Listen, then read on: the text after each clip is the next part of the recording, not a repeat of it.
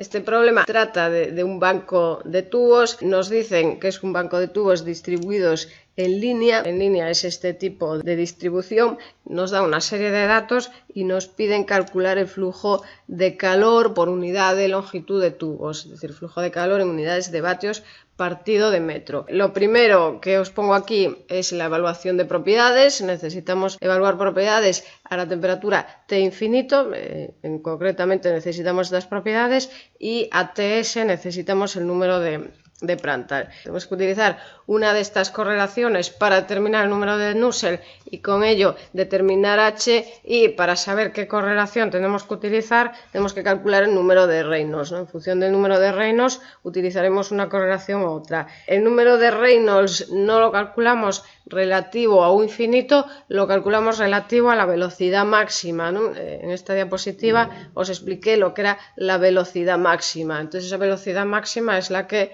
utilizamos para el número de Reynolds, ¿no? Entonces tenéis aquí el procedimiento.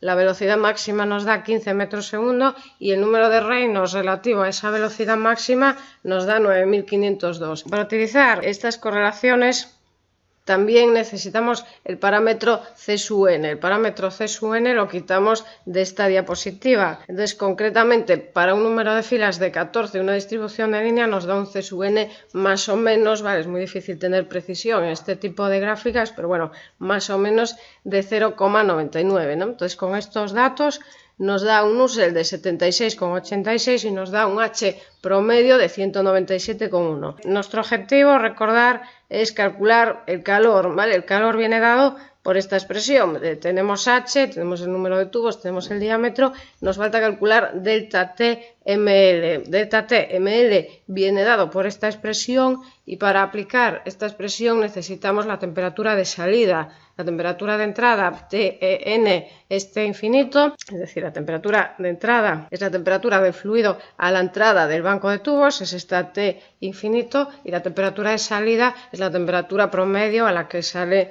el fluido, ¿no? La expresión que nos da la temperatura de salida es esta, entonces resulta una temperatura de salida de 72,51 grados. Con esa temperatura de salida nos da un delta T(ml) de 46,6 y entonces finalmente nos da un calor de 56.527 vatios partido de metro.